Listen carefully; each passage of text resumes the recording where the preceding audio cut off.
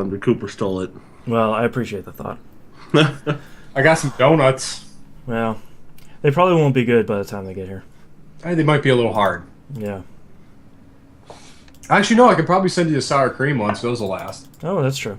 Those take about 5 days before they become inedible. Mm-hmm. Yeah. Sugar sustain me. Mm-hmm. Yeah. What? Nope. What? Nope. What? Brr. Yeah.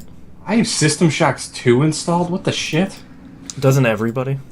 And now somebody else is going to reinstall it. Yeah, the Deus Ex rule strikes again. Mm-hmm. What the fuck was the last time I played that?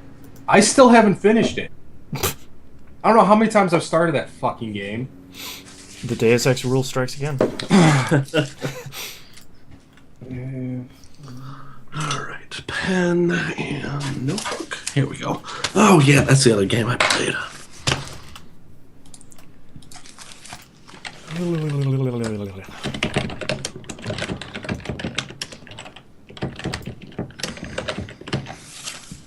Okay. Looking in the shadows. Hollywood superstar Shia LaBeouf. He's caught in a bear trap. Quiet, quiet. Stab him in the kidneys. The crochet heads were just... Yeah, those were just... God, it's so good. Oh, speaking of big heads, have you seen Frank yet? Frank? No. I don't know what that is. It's this movie on Netflix about no, it's not just on Netflix. It's like oh, yeah? I bought it. Mm. Because I... Alright, let me see here. Netflix.com. YouTube. Oh boy, what's my password?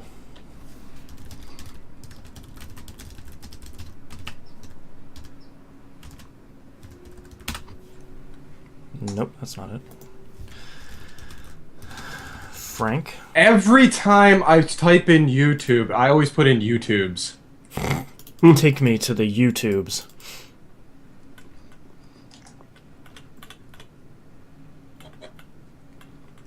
Alright, I'm gonna put the official trailer up there. You gotta see, Boston. This and what is the hell is that one movie or that one TV show I'm watching is The Librarians. Yeah, I saw the first episode of that. That was alright. Holy shit! That whole like I think their season finale is tonight, but holy shit, is that one of the most gloriously whimsically things I've ever watched. Hey, you should watch Doctor Who then, because that's like Diet Doctor Who. Mm. Really? Yeah, if you like that, you legitimately would like Doctor Who. I do like I haven't watched it since Tennant was the Doctor. Yeah, the best I've one. like the big head Doctor. I didn't really watch much of his, even though the few episodes I did watch were pretty good. Yeah, With he's all right. the Tennant giant was cyber my human. favorite one. Oh, okay. Yeah, this movie is weird enough for me to really enjoy it. Nice. Horns was really good. I read the heard book. good things about I haven't seen the movie yet. I heard it's very different from the book. The book was really good. What, Horns? Yeah. Oh, the movie's great. Yeah. I didn't even know it was based on a book. Yeah. Joe Hill wrote it. He's Stephen King's son. Oh. Yeah, it kind of makes sense when you're like, oh. Oh, yeah. Now that makes sense why it was so good. And weird. Yeah. My favorite parts of that movie is when, like, he's like, "What, you got horns?" I was like, "You can see them too?" Yeah. And and then they're like, "Well," or he goes to the doctor's office. "Can you cut these things off?" I was like, "I don't know if that'll work. But I really want to try." Yeah. I'm curious to see how much they kept in the book, because the book was... There were a lot of parts in the book that were pretty disturbing, and I feel like that would be easy to cut out of the movie. I could see where that could go wrong in so many ways, but the way they captured like everyone's like inner demons was just magical. Yeah. Like I loved it. Yeah. Especially the part where he's in like the doctor's office is probably one of my favorite scenes of the movie. He's like, "Yeah, that's kind of weird. Like, I look away and I kind of forget you have them, but then I turn around, they're right there again, and Yeah. I I really want to sleep with my daughter's friends. Yeah. Like, Oh man, that part was so good in the book because that was like the first time that really happens in the book, and you're just like, "What? I'm sorry, what?" yeah. Oh, it was. And then it's normal for like 2 pages, and then it gets even worse. And it's just like, what? What? Yeah, like he wakes up from anesthesia and he's like, "Oh yeah, it didn't work," and the saw's like halfway into the horns. Oh, that's way different from the book then. In the book, they didn't even try. Oh, I think it plays really good because they kind of half tried and then he got distracted by the nurse. Yeah. Oh man, that was a good book. There was another one-word movie that I watched. Horns, Frank, and what was the other one?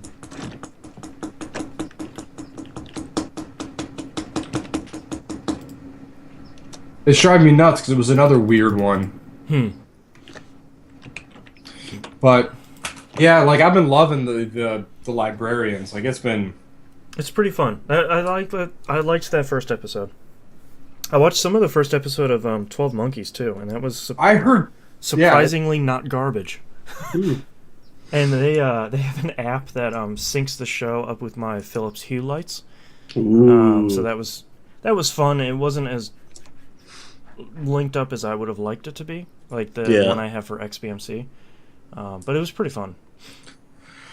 like I loved what was it? Yeah, the IO9's review of Horns. Like only a Time Lord could have guessed this was going to be good. Yeah.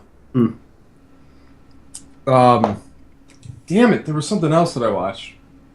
I don't know, like I've been watching so much shit on this TV. Like even fucking DVDs look fantastic. Nice. That's impressive. Oh man, this last movie's driving me nuts. Oh, I saw whatchamacallit, went and saw The Imitation Game. That was kinda okay. Yeah, I don't know if I'll go see that. I mean it was pretty pretty average. Just gonna say it. Oh, Tusk. Oh, right. Yeah. That one's super weird. Yeah. I mean, who was it? Like, all right, so I was in line at Best Buy and I was going to check out, and the girl that checked me out, it's like, "Ooh, Tusk." I hear that's good. I'm like, I don't know. It's Kevin Smith. I'll roll the dice, see what's up. I really enjoyed Red State. And she's like, "No, I haven't seen Red State, but this I heard this was like a lighter version of Human Centipede." I was like, "What?" And that sold you on it? That worked for you? I was already buying it at that point. Did you not know what it was about? Not a clue. Oh, Jesus. Oh, wow. Okay. Because I feel like when you hear the one-liner about that movie, you walk in and you're like, okay, I have a good idea of what I'm getting into. I had no idea what I was getting into. Wow. God, I love media blackouts. Jeez. I'm pleasantly surprised by everything I watch. Yeah. It's a way to be. All right. You guys ready to start? Yeah. Yeah. Yeah, because I learned my lesson with Snowpiercer. I was way too pumped to see that movie. It was just it was good. I'm waiting for the excitement to die back down again about that movie so I can watch it. Yeah. It was. It had its moments. I mean, I don't want to get Guardians of the Galaxy again. What do you mean? Guardians of the Galaxy is a really good movie that was not nearly as good as everybody loved it. It's a really great movie. It is not the best movie to have come out in the last 35 years. No, I wouldn't say that. I would say it's one of the most fun movies. I think it's one of the better Marvel movies. Yeah. But I like Iron Man too, so my opinion clearly doesn't matter. Yeah, Iron Man 2 is good, though. So. I just watched Hulk last night, too. It was really good. Yeah. I just love Blonsky in that movie, man. Yeah. Yeah, I can see that. All right. You gents ready? Yes. All right. Let's get started in 3. Wait, 2. we're recording already, right? Yes. Yep. All right. You better be. Hold on. You double checking? Yeah, I got way too much shit open right now. You know me, happy hands. Oh yeah, I'm recording. Show What are the we surprise. about? 11 All right. minutes. Starting in 3, Poof. 2, 1. Welcome back to another episode of That Video Game Podcast. I'm your host, Boston. Going around the horn, we got Knobs. What's up? And we have the Hannah. Hi. Let's get right into it. Knobs, what have you been playing? Hey, what's going on? Hey. Hi, everybody. Shoot. Oh well, fine. Sorry, we could do every episode. I played Battlefield 4. Shocker. Go on. So yeah, that's still a thing. That's a game. We do that every week. Yeah. Monday and Friday. Even though we tried to mix it up this last Friday by playing. We're gonna have it evolve Friday night, and that failed miserably. Ugh. But Back to Battlefield. anyway, yeah, and that's exactly what happened. We ended up playing that till like 2 a.m. because we have problems. Yes. Even though we did on Friday night, we did have some crazy moments. Tomsy and I were broke off from the regular main group of Moon, Donnie, and Jess. I think was the other one, and Tom Gamer. So we're all running around trying to take each other's tags, and a few successful, a few not so successful. But we're like Tomsy and I are sitting here. We're running down the top in between. We're playing Zavad 311, which is one of the bigger maps. It's a lot of fun, and we pretty much stage out. Like we've played those original maps, the vanilla maps, for so long. We have our certain areas where we have our designated battleground. Like if we're Areas of expertise. Well, no, areas of mass carnage is pretty much where we go, where the most people seem to congregate. So usually on Zavad 311, we're usually up on A and B the entire map, or the entire time. Or, the hell's the other one? It doesn't matter. We're always fighting over D and Siege of Shanghai, and there's one we're always battling over F the entire time. It's either F or A, like the two furthest points apart. Yeah. That we always end up staging up on. But this time we're at on Zavad, and when I'm running up between like the clay buildings or whatever, and Tomsy's like maybe 15, 20 steps behind me, and this jet just crashes like just in front of me, ass first. It just kind of slow-mo just comes down. And I wish I'd recorded. I wish Tomsy would recorded to see how close I was to that explosion. Yeah. But we're sitting there. It's all quiet. We're like, whoa! It's just. Hey, Battlefield. It's dumb moments like that are just priceless. That is the unscripted jets crashing and careening into everything. It's just fantastic, and I think that's why this game has had so much life with us. They're like every time we play, something dumb happens. Yeah. Or we're all hunting each other for hours on end because that's what we love to do. I finished Sunday night. I finished Sleeping Dogs. Oh, Nice. all right. What'd you think? I really liked it. I really thought Tu Chin was going to be the one selling us out, not Smiley. Hmm. Yeah. Because he kind of, after you did the feng shui thing to him, like it was, like he just disappears. Yeah. Yeah, Yeah, there's some weird character stuff in that game where, like, you'll have a mission or, like, 2 or 3 missions for an individual character, and then they just disappear. Well, yeah, same thing with your romantic interests, man. Those are a group of flaky chicks. Yeah. Like, Yeah, that was handled really oddly. we hang out, we're having fun. It's like, yeah, Russian chick, I want to see you later. Where's your number? It's gone. Goodbye. I want to get yelled at by not paying again for reasons not knowing why. And the cop missions kind of ended like abruptly too. Yeah. Like what was her, Tang, whatever her name was? I think so, yeah. Whatever. It was a thing. I don't know. I really liked it. There's no way. I know it's a video game, but dude, the last 20 minutes of that game, you should not be running around anywhere. Well, I mean, I liked the ending parts of that because it's very much the Hong Kong action movie. Where it's like you have been beaten to hell and you can still run around. Yeah. No, dude, he John McClane the last like 20 minutes of that game, like Oh, yeah. barefoot and half naked, Yep. just It was awesome. wreaking havoc. Like it was So good. It was fun, and you know, a body in the ice chipper was pretty cool. Yeah. Yeah. Man, I really like that game. Like I was That like, game's awesome. like yes, Fargo. Like Yeah. it was, and you know at that point, like I was like, you know what? Okay, and I didn't do any of the DLC now because I feel pretty satisfied by that experience. And I Yeah. think that's okay. Like I think if you kind of had your piece with the game and it ended on a high note for you, just like leave them laughing. Yeah, Like, I'm good. yeah. Putting it in the case. Drop the mic, Costanza. Get Yeah. out. Like Yeah. it was great. Yeah, that machete sword sawtooth thing you get at the end is pretty cool. Yeah, they give you some pretty cool stuff by the end of that game. Yeah, they do. They don't really shy away from it. But yeah, I ran around. I found all the combat trophies 'cause I had to get them because I like talking to the Zen master or whatever. Yep, that stuff turned out to be pretty cool. Man of Tai Chi was awesome. Unrelated, but Just wanted to say. it was really good. Keanu Reeves did a good job directing that movie. Yeah. Whatever. Yeah. Anyway, video games. But yeah, so I played that. Then I popped in Tomb Raider. Oh, Yeah, there's another one that should not be running around. no. Like, okay, like this game looks amazing. Yeah. Like not even a little bit. I mean, this game is a showstopper. Yep. Like everything just perfect. It looks so good, and the characters aren't overly stylized, which I'm really enjoying. Yeah.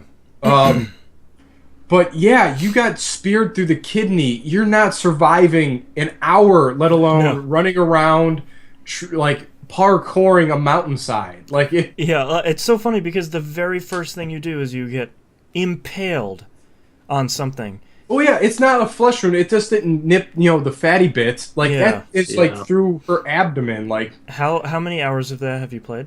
about 2. I am gonna be wait to see how long it takes her to actually resolve that wound. Really? Yeah, it's pretty I funny. was expecting the first time you get base camp and you get your thing, like I was totally expecting like the shotgun shell and light it on fire like Holy First Blood style, Yeah. like Rambo that thing up. Yeah, like let's get this fixed up. Nope, she's just gonna shiver there and talk on the radio. Well, Are you enjoying it so far? so far, and I'm at the first sneaking part, and that's when I got caught 4 times in a row. I'm like, all right. Oh, is that with the soldiers, the Russian guys? That part, that's one of the most frustrating parts in that game because I think the game assumes that it's being really obvious, where it's like sneak next to this wall, and it's like I didn't know that I was supposed to do that. Oh, I did that, and I've been caught every time. Yep. Like, do I go over and stealth kill this dude? No, But, you don't no. stealth kill anybody in that one, in that section. It's thankfully it's very short, so there's like 2 or 3 hidden parts, and then you're kind of done with it. Yeah, I'm a little ashamed that I've been killed by a deer too. Not gonna. I mean, How did that happen? the bucks get upset, man. Like it's. Like no, I'm serious. Like I've played this game like 4 times. I had no idea that's possible. Oh my gosh! Like all right, so like I get like the makeshift like reed bow and arrow thing, and Yeah. I'm sitting there, I'm like lining it up, like yeah, and all of a sudden here comes this buck head down, just steamrolls me. So I'm like, what? What? I just got killed by a deer. That is impressive. That like should be a a giant trophy. rat just killed me. Like it's like I get the wolves. Yes, it's a wolf. It's gonna rip my throat out. Mm-hmm. But I mean, dude, I'm impressed. Bambi messed me up, man. Yeah, I've never seen that happen. Well, leave it to me to find something done. I'm just waiting to get killed by a scarab at some point. Yeah. By a falling branch. Yeah. Well, timber. Oh wait. Yeah. It's like the regional Fox Sports, the tree catching competition. Yeah.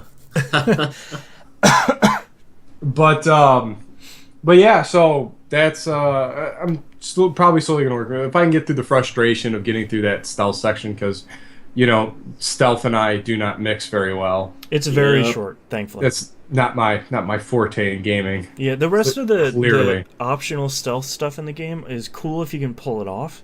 Like you can catch some enemies unawares, but it's totally not required. Yeah, like I think that's been my biggest hang up with the MGS series for me is Mm-hmm. that's I would like to methodically pick everyone off, but I don't want to sneak to do it. Right. I'm always like a big fan. Like, oh man, I did that in Battlefield too. Like anyway, I have another Battlefield story. So since we're in the midst of capturing each other's tags, so we have moments where I see an orange dot coming and I see Tomsy like right on the heels of some orange dot. So I just start firing random to grab the guy's attention, and Donnie comes over the hill, kills me, and then there's Tomsy right there to grab him. I was like, yeah, that's right. We just rope-a-doped you. Like we've been through, like it's stupid stuff like that. Just man, I kind of love that game. Like just I don't know why. I'm happy you're kind of blowing your way through these Square Enix definitive editions of all these games, though. Oh yeah, I forgot it was Square Enix that put out Sleeping Dogs. Yep. And Tomb Raider. Yeah. Yeah, so I'm hopefully I'll be able to get through Tomb Raider once I get by this spot, which I think I will, because it seems like my kind of game. And that game's not too long either. That's a good 10 to 12 game. I'm just kind of in rapture about the whole story and like finding the little pads of paper of like the story behind the story. Yeah. Going on with what's actually happening, especially like you can totally tell that one archaeologist who's a total d-bag. Oh, like he's the worst, like right from the onset. He's yeah. It's kind of like, you listen to smart British chick. I mean, she's on the box, man. Come on. Haven't you played the games? Come on, you haven't seen the cover art, dude? Yeah. You're like a no one. Jeez. See you in the papers.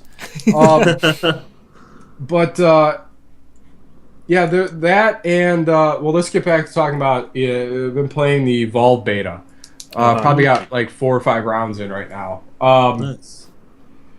That game has got potential to be something special. Okay. Yeah.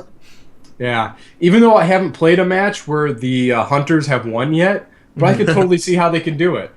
Yeah, the monster is awesome. Really? Like it captures like the essence of playing the tank, but being vulnerable. Like Okay. yeah, it's like running into a room of people with shotguns. Like you have a certain amount of time before whether you're going to survive this or not. And if you don't take them out, you're boned. Yeah. So the first and second levels of Evolve. I mean, your monster has 3 levels, so you go around and you're eating like random beasts and monsters and stuff to build up your evolve meter or whatever. And then you evolve to stage 2, and then the stage 3 where you are a tank, where it's you can go toe to toe with the hunters. But when you get cornered or trying to evade the hunters is so nerve-wracking. Like it's hard to describe like where you get caught. Like you're like, oh no, like where do I go? Where's my escape route? And then they throw up the net dome. Yeah. Where you're like, oh my god, there's nowhere to hide. So just kind of kite, rock throw, like just doing everything you can to survive this little skirmish. And once that thing goes down to where you can book it out of there. I watched Giant Bomb play it a little bit, and I think what I was surprised about, and I think this was alpha or pre-alpha, so it was much earlier than this version. I think I was really surprised at how, because I think the knee-jerk reaction is sort of, you expect it to be Left 4 Dead and you expect it to be tank versus humans, where you can just steamroll them super easily. Yeah. But I think the thing that made me a lot more intrigued was that the 4 hunters, if they're legitimately working together and they're utilizing each individual class's tools, it's you're on really even ground, or you can really easily, not really easily, but you have a fair shot against the monster. I don't want to make it seem like it's unfair if you're in the monster's seat, but if they're playing, not correctly, but if they're playing kind of the best way they can, you have a really good shot. You're not just going to get steamrolled. It's the same thing like with on the same flip side on that, the same rules apply to the monster as well. Right. Like not leaving like very obvious footprints where you've been. Yeah. Like you hop into the water, you sneak out of the water in a different direction, or you leave some footprints leaving off this way, sneak back the other way. Like you're doing the old footprints up the wall trick. Yeah, I'm like walking backwards over your footprints. Yeah. Well, and that's another thing that's confusing because you'll start running, you'll follow tracks, and you'll see them double back, and then they disappear. You're like, damn it! I He's in the drew my trees. head. Like Tom Gamer, like he kited me so good. Like I had tracked him all the way across the map. Like I was on his heels, waiting for the rest of the team to catch up.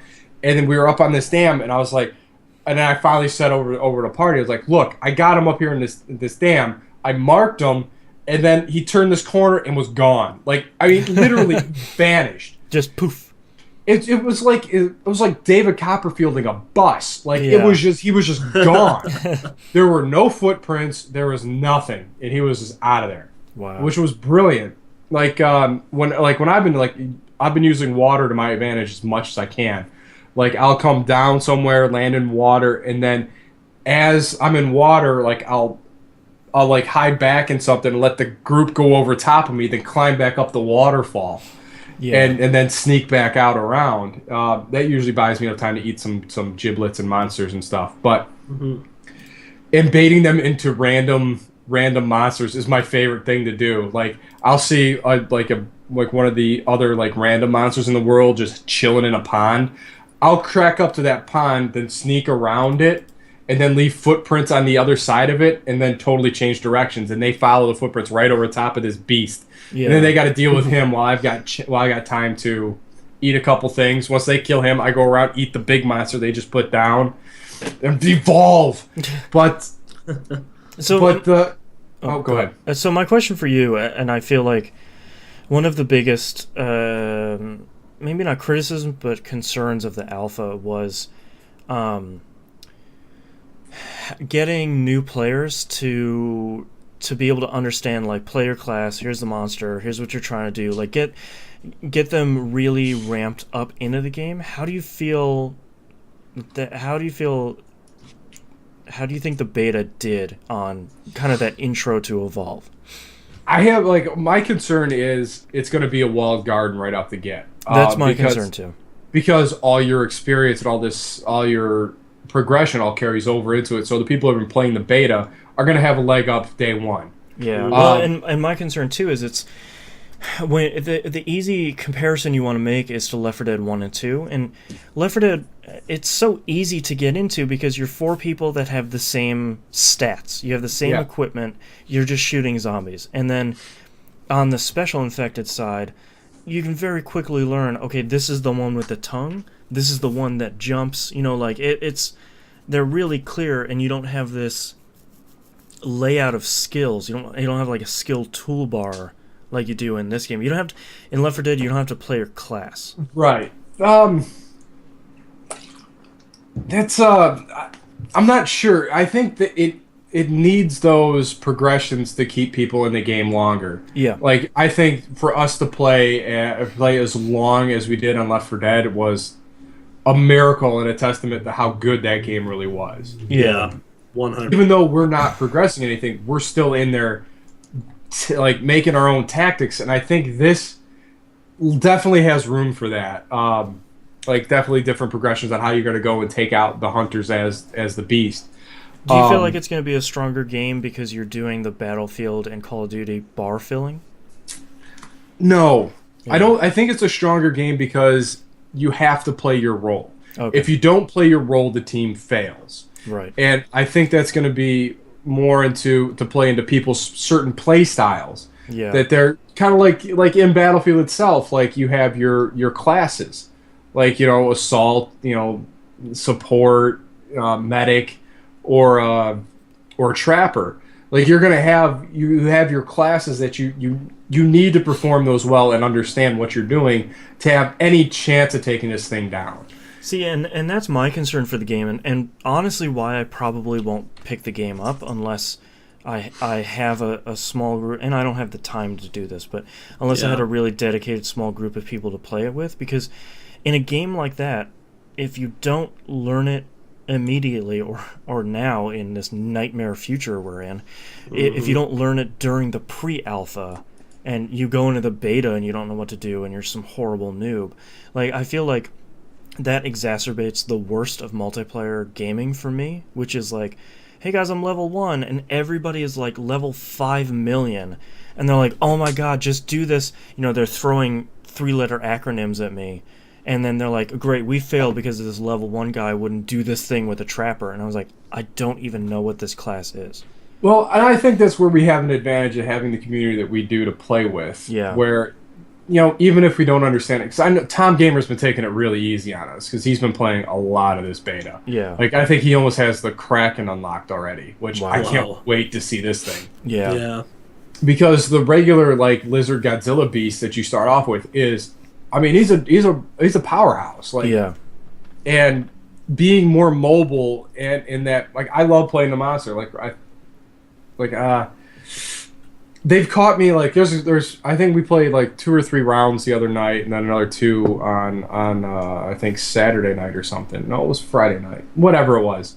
We ended up playing Evolve later, and there were times where I got caught really early, and I literally had half my health for like the entire rest of the match. Yeah. Because I couldn't eat enough, because you eat so many monsters, and like the scavenger crows alert you to your what you're eating, like right that second. You're like, dang it, now I got to remobilize again, and then Right, of course yeah. then you're scrambling again. Yeah, I worry about this game for... I know it's probably going to be critically well received, but I'm worried that it's going to turn into Payday 2, where it's, you need to come into the match and you need to automatically 100% know exactly what you're supposed to do, and if you don't, you need to get out and we're going to kick you. If the only thing that really makes sense, like right immediately, is the support, or no, the assault class or whatever it is, the guy with the guns. It's the shoot dudes with The guns shoot class. And as you're playing as the shoot dudes guy, like, you can see what everyone else is doing, and it makes a lot more sense. I mean, obviously the medic, and the trapper, you know, and the and then the dog, whatever. Daisy sucks. She leads you in the wrong directions all the time, or just gets confused and sits there and spins. Yeah. But it's, I don't know. You know, I I feel badly that I feel so negative, that I'm sounding so negative about it. And I legitimately do hope that Evolve does really well, because I think that team does make great games and do make those great competitive cooperative games that we really enjoy. But I'm worried about when they start dipping their toe into the nasty part of Xbox Live and PSN. I'm worried that that's just an undertow, and they just get pulled immediately down into that, and then it's just, oh my god, learn to play your class, noob. Like, I played an MMO, you know, like, I'm good. Yeah. I don't need to go through that again. I think, it really depends on the people you're playing with. I Sure. mean, more than anything else, because, I mean, look at our experience in MAG. We were late to that party. I mean, not just Well, yeah. late. I mean, we borderline missed it. Yeah, we almost missed that bus. And it was, and, you know, even playing with those people weren't entirely super rude.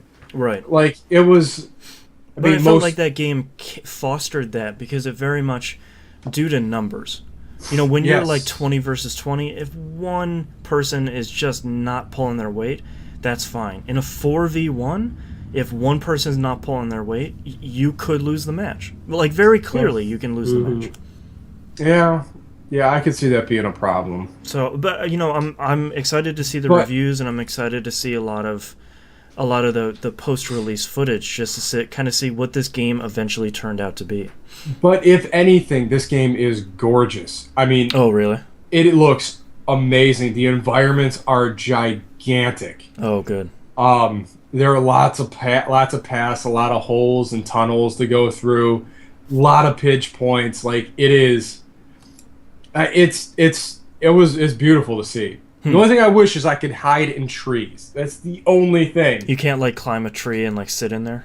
No, you could climb rock faces. Like, no, I was going to do that as one of the hunters. Like, I wanted to get up in this tree. Would have been a great vantage point to see a lot of the map. Yeah. But it wasn't rendered, and I fell straight through it. But Weird. I wonder if that's Whatever. one of those things they like play tested really early, and they're like, "Look, it just doesn't work. Like, we just can't make this work." And I would imagine it'd be so because there's so much traversal in there, and in between rounds you have like a dot replay, kind of like how Ace Combat did, where it shows your whole flight path and stuff. Oh, I've seen that. That's really cool. That's awesome. It's fantastic with all the life bars going down. You can see like here's where I got pinched, and you see my life just go halfway, and then you see me bolt away. Yeah, and then you can see like people crisscrossing the map, and like it's so cool. Like that's the sort of recap thing that I feel like Left 4 Dead 2 really needed. Yeah. But it's like just a watch during rounds or in between each level instead of just seeing whatever weird stats. Like, oh my god, I killed 90 zombies. Yeah. Whatever. Yeah. I don't care at this point. I've killed 70,000 of them at this point. Yeah. But no, like I think with the right people, this game's going to be outstanding to play. The only thing is, it's only 5 people. Yeah. Like. I wish there was a way you could double it down, like 2 monsters and 8 hunters. But even though I think that might be unrealistic because all 8 can focus on one, right? While the other guy, I mean, it's really cool, and there's a lot of little things that go on in this game. Like the first one, you can breathe fire, which overloads the assault class's weapon, so he can't shoot. Interesting. So. It's that little, like, the first time it happened to me, it's like, oh, wait, I'm lighting him up. I got my shield up. Boom, boom. Oh, my gun's overheating? What happened? Yeah. Like, I think there's going to be a lot of stuff to be fleshed out in this game, but man, is it fun and just crazy. Man. I hope that game does well. And it does the good thing, it was like when you would hear a tank thumping around. Mm-hmm. Like, you're doing that, but you're going after the tank, not worrying about the tank coming at you. Right. Like, it is, like, the sound design is amazing. The rumble feedback is perfect. Like, man, I think this one's going to be a lot of fun to play for a while. Yeah. I just, like, for what you said, I mean, those are very, very apt concerns. Yeah. And I don't know. Well, could be worse. Yeah. Right now it's been a blast, and so far the monster wins. You know, I would prefer if almost every game that has online on it both does well and turns out to have a really positive overall community like Mag had, where it was sort of like, you know, there are so many tools in a lot of these games nowadays to see, like, if you're level 1 and someone else, you know, you're joining a game that's full of level 20 people, they know you're level 1. Like, just, like, give them a minute. Or at least, you know, that's the stuff that bothers me the most, where it's sort of like, it's so easy. It needs to be easier for communities to assume that a level 1 person is brand new at the game. But, yeah, I mean, that's the thing. Like, you're trying to take the irrational nature of a gamer that wants to win every match he's in. Right. Like, no one really knows how to lose, and it's frustrating. Yeah, it's okay to lose. That's why a lot of people hate roguelikes. You're supposed to lose, and that's okay. Yeah. I mean, it's enjoy playing the game. That's what you're there for, not to win every match or have the best KD or have the most kills. Like, it's just there. You don't get better by winning. Fun. No. Nope. You don't. Battlefield's a great testament to that. Yeah. You really have to power through a lot of that game to really see what that thing's about. And you're 8,000 hours through it, and you're probably still losing matches. Oh, almost every one we lose because we're off having our own little battle. Having a little tea party over there. It seems like every match I pick up a sniper rifle in and decide to snipe, we lose. Yeah. Like, I cannot be that much of a factor. Like, it's the linchpin in this. it seems like every time it seems like I just want to sit back. I want to pop some melons. I just want to sit in the back of the area and rain death. Yeah. I want to watch the whatever velocity effect as a bullet drops into someone's dome. Yeah. That's the only thing I wish Battlefield did better. I mean, granted, those fixes are cool, but the further the bullet travels, the more force it generates. Right. I want to hit a dude with a sniper bullet at least 700 meters away, and their body should explode like I hit with a rocket.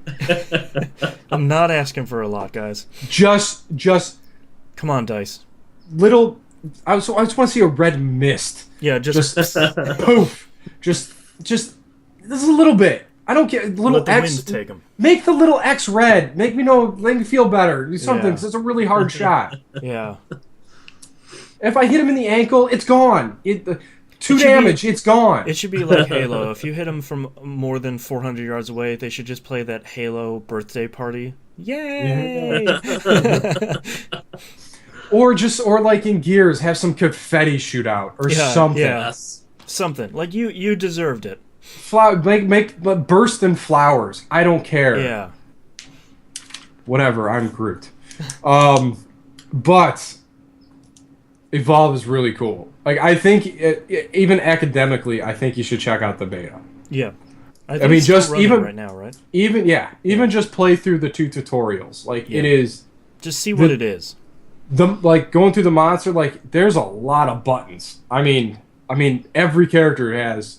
You're not using the D-pad to flip through and cycle through weapons. Like it's literally everything's bound right bumper, left bumper, X, Y, and X and Y for all your things. So everything's like snappy. Like boom, right there. I need the shield generator out. Boom, there it is. Yeah. Trap it, shrank them, whatever. Like it's, there's a lot. I mean, this learning curve is pretty significant for it. Yeah. But I think that game could be worth it.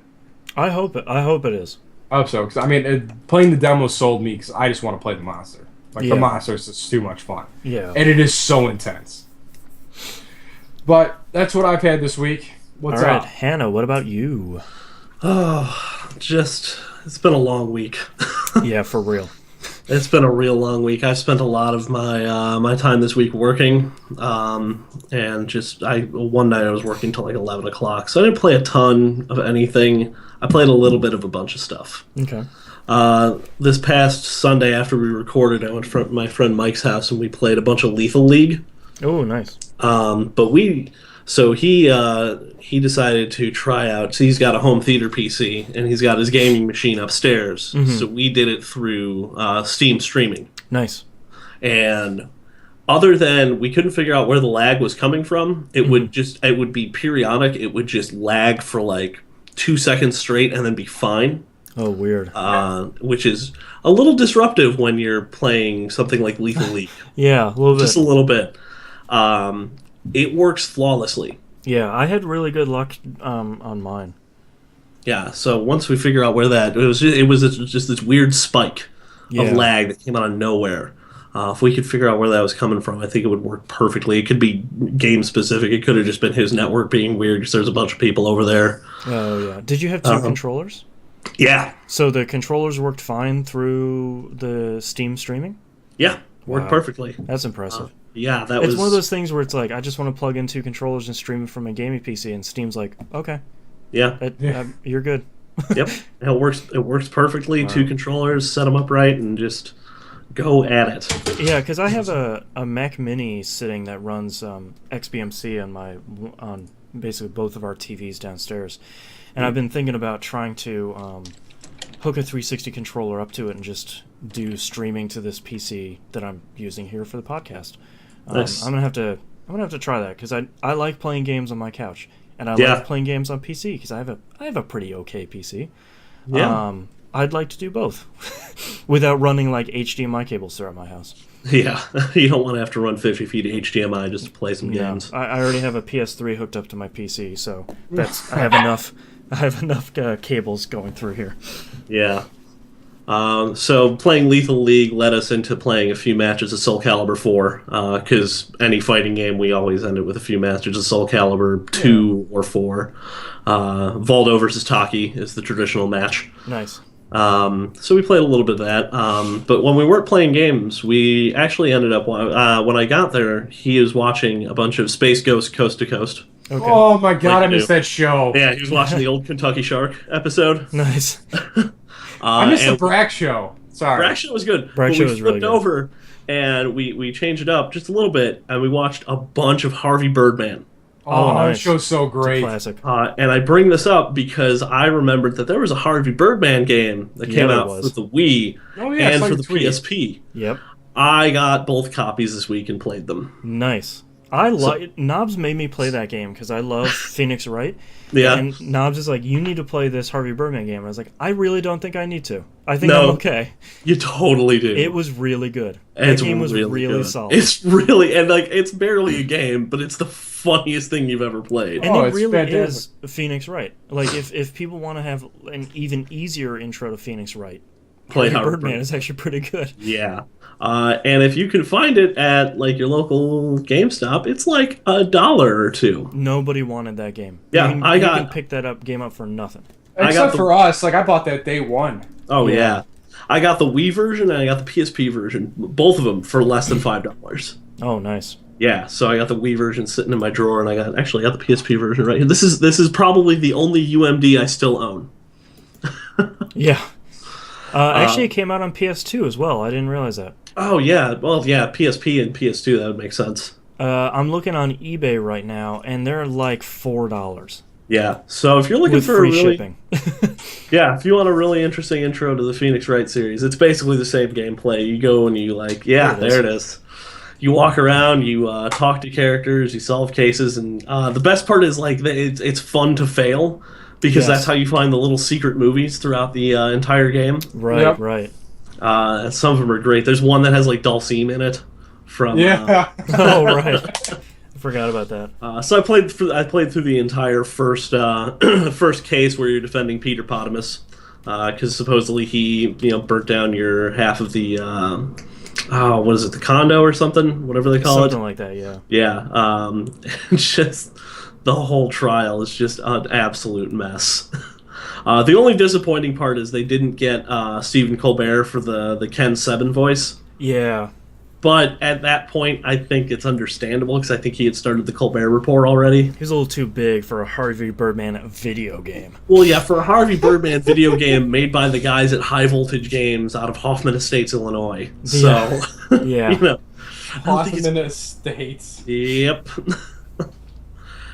So yeah, I played a little bit of that. Really thoroughly enjoyed it. I forgot how good Harvey Birdman is. Yeah. It's such a great. If you have not watched that show, go back and watch it. If you have any familiarity with like classic cartoons or like the stuff Cartoon Network played before like 2000. Mm-hmm. Well, Just and it all go started with watch it. Space Ghost. I mean, did, after yeah. that point, and then forget about the Harvey Birdman. You can watch C Lab 2021. Yeah. That is the precursor to Archer. Those are the same guys that did Archer. Yeah. It's all the And- genesis of Adult Swim. Yeah, and like if you're into Adult Swim now, go back and see what it used to be. Yeah, why Adult Swim is a thing. Yeah, Yeah. Adult Swim back then was just unchained. Nobody was watching. No, Nobody they at the really studio weren't. was watching what they were doing. They're just like, whatever, we don't care. Yeah, we can't sell ads at that time, so do Well, whatever and they you want. and they also owned all of these assets for all of these old Hanna-Barbera cartoons, and Yeah. they were just like, we got to do something with these, and man, did they do something with Yeah, those. we got all this stuff and we're bored. Let's make Just- something dumb. Like the episode where Fred Flintstone is a mob boss. Oh my I god! forgot about that. And Barney sells him out, like Yes. because he slept with Betty. Like, oh my god! It's so good. It's phenomenal. Well, Harvey Man. Birdman might be one of the best cartoons ever. It's just so good. It's just Amazon 10-minute has got- chunks. We blew through like three seasons that night. Yeah, all right, Amazon's got all 3 seasons for $38. Nice. Yeah. So I played that. And so this week, like I said, I was, going crazy working, and I had one night where my brain was just like on overdrive, and I couldn't even consider sleeping. So I decided to play the type of game you play when you know you're just going to be staring at a screen doing nothing for a couple of hours. I played Luminous. Ooh, nice. Oh, I did that. I mean, I could have broke my record today. Yeah. Today I could have broke it. I was at 107 or at 1.7 million. Nice. And I just got a tracer cube to open up a whole bunch of areas. And Yeah. I slammed one all the way to the right and bricked out. I'm like, oh! Eh, That's a nightmare. I didn't actually play Luminous Electronic Symphony on the Vita, though. Oh, I I played Luminous Supernova on the PS3 Oh, because apparently I still had that installed. a weird callback to maybe not one of the best Luminous games. Not really, but so this was one that I had played just a little bit. I never finished the puzzle mode. Oh, huh. somehow. I just somehow skipped it, and it was my. And when I say my brain was on overdrive, I literally went and got a notebook and a pen and paper and sat down and looked at each puzzle and went, okay, I know exactly how to solve this. I know exactly what bricks I need to solve this. Yeah. It was ridiculous. It's some beautiful mind business. Yeah, just like I've got like 3 or 4 pages of diagrams in a notebook downstairs that are just like, okay, is this an 8x8? Is this 7x7? How many do I need here? It's like someone playing Right. Fez for the first time. It's like, I can Yes. see it. I can see it. Yeah, It's because I was close. like, because I can keep it all in my head relatively well, but if you have a visual reference, I'm a lot better off. Yeah. And you know exactly where each brick needs to go as you get it, and you know which ones you need to just slam over to the sides. Yeah. And just some of those are, and it gets really complex when you get ones where you have to have, like, you have to place certain bricks last because they will form, form up and they'll get swept away. Yeah. So you have to like place these middle bricks last, and just absolutely insane. And I think I got from like puzzles like 35 to like 50 done and complete. Jeez. This is like 20 more, and I did it like an hour. I felt like a superhero. I was like, I am Brainiac. I got this. I just played a bunch of that, and I played a little bit of just like the regular mode, and then I finally started actually getting tired. So that was nice. It was like, oh, good. I can go to bed now. Yeah. I played a bunch of Dragon Age Inquisition, but I didn't play a ton, like, as in, like, go out and do stuff. I played a lot of the War Room, like, missions. Yeah. I did a lot of, like, plotting and scheming in there. I would just load it up for, like, 10 minutes at night and just go, okay, what did we finish today? Let's start off a couple Moving of your these chess missions. pieces. Yeah, just moving those around, check it every morning and just be like, hey, cool. I like that it has that because it kept me coming back and I didn't lose track of the game like I have a tendency to do. Right. I played a little bit more this morning, and I wanted to clear out the remaining missions I had in the hinterlands, and it actually only took me like an hour. Oh, that's not bad. Yeah, I didn't like clear out the hinterlands. I didn't do all the missions in the hinterlands, just the ones I had picked up so Right. far, and just finished them off. And of course, like along the way, I accidentally picked up like 2 extra ones. Yeah. So I'm like, oh, why did you talk to that guy? Don't talk to anybody. Yeah. Just He has go. an exclamation mark. Just keep moving. Yeah, just run. But I unlocked like a whole area of the hinterlands I hadn't seen before, so that was nice. Oh, nice. Have you fought the yeah. dragon in there yet? Not yet. No, that was the other thing I was going to do today. Actually, I was in the Hissing Waste. I was trying to finish up my my specialization quest. I'm going to go assassin. Yeah. I was gathering up Death Root, and I was like, okay, I'm going to gather up a bunch of Death Root. I'm going to get the other stuff from the Crestwood area, and I'm going to go fight that dragon in the Exalted Plains that I've been talking about. And then I passed out. Nice. And totally took a nap until we started the show. It happens you to were the best of late. us. Yeah, that was real fun. But other than that, the only other game I played this week was a whole bunch of Peggle 2, which I Okay. picked up on PS4 because that finally came out. I don't understand. I mean, I get that it's not. It's more Peggle, and it's just as good. And I'm No, having a ton it's of fun not. with it. It is. It's totally No, just it's as good. not just as good. How is it not just as good?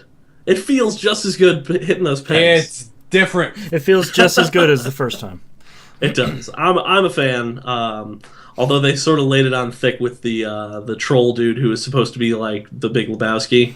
That was a little heavy-handed. It was a little much. It was like like the first few levels, I was like, yeah, cool. He's Jeff. I get it. Yeah. And then by the last one, I was like, yeah, no, dude, I Yeah, get it. I got you. Yeah.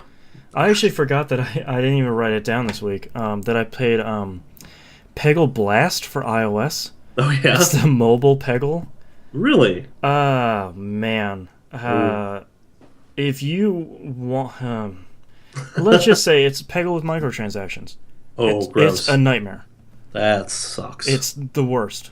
And it's like, it's a fine Peggle game, but that's not where I want to play Peggle. No. It was free, so I tried it. Why not? But Yeah. don't. Yeah. I mean, Just I like Peggle 2. It's not a bad game. Peggle by 2 is any fine. means. Yeah, I bought it on sale. I can't be terribly upset. Wait, It's been long enough since I played the wait till original. you finish it. Wait till Yeah. you finish it and tell me how underwhelmed you are. It's a little shallow. Fair There's enough. just not much content.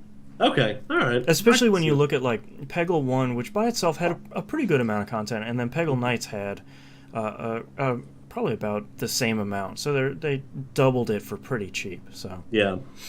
yeah. Okay. Well, we'll see where that goes. But I'm enjoying my time with it. And like I said, I picked it up on sale, so Yeah. probably won't have too many complaints. Yeah. But that's pretty much all I played this week. I did not realize until I wrote down my games that I played 4 games that start with a D. So Ooh. let's start this out. Yep. I played a little bit more Diablo 3. Nice. Jumping back into that rabbit hole. Like, I'm still kind of coming down from Dragon Age Inquisition, and Yeah. This week was not a great week, so I didn't really feel like diving into anything really deeply. So I was kind of trying to find games that I wanted to go back to or kind of wrap up that maybe I hadn't before. Yeah. So Diablo 3 is really great. While my wife and I are watching TV, I'm on the other TV playing Diablo 3, and I don't have to pay attention to it that closely. So it's kind of not really... It's a great comfort food game, but it's also kind of a great... I'd like to play something, but I don't really want to play anything sort of game. Yeah. I hopped back into Destiny for a little bit. Okay. Ever since that expansion came out, I haven't really played it. We talked about it a lot during our release at work this week. And I realized I hadn't even played like the new Strike. Oh, bless you. You right there? Oh, Sorry. allergic to Destiny. Oh god. Ooh. Like I hadn't played the new Strikes. Like I hadn't really checked out a lot of the new weapons and armor and stuff. And then I saw that Xur was selling Icebreaker this week. Yeah, everyone was freaking out And about I was that. like, man, okay, maybe I can get Icebreaker. I'd like to have that weapon. That'd be okay. And then, like, it starts pulling on me, like it starts tugging at like the deep MMO part of my brain, and it was trying to get its hooks back into me very, very quietly. And I'm like, okay, well, I have 5 strange coins, so I need 17. I only need 12 more, so if I do the level 30 heroic strike, I'll get 9, and then if I do this other stuff, I can get it, and then I guess the thing, I have a chance of getting them, and then I was just like, wait, wait a minute, and it just, I heard the siren song coming, and then I just ejected Destiny. Because I can't, like... Oh, that's good. I can't do it again, because I need to play these other games that I have, because I'm trying to cut down on my spending on games this year because I'm just not playing. I haven't finished Shadows of Mordor. I should just finish that instead of playing Destiny. I haven't started Wolfenstein. I should do that instead of playing Destiny. So no, Destiny. You're great, but back, foul beast. Like, can't. So I actually realized that I never finished Dust and Elysian Tale when I played it on XBLA way back when. Okay. So I made some more progress on that on the PS4. That's still a stellar game.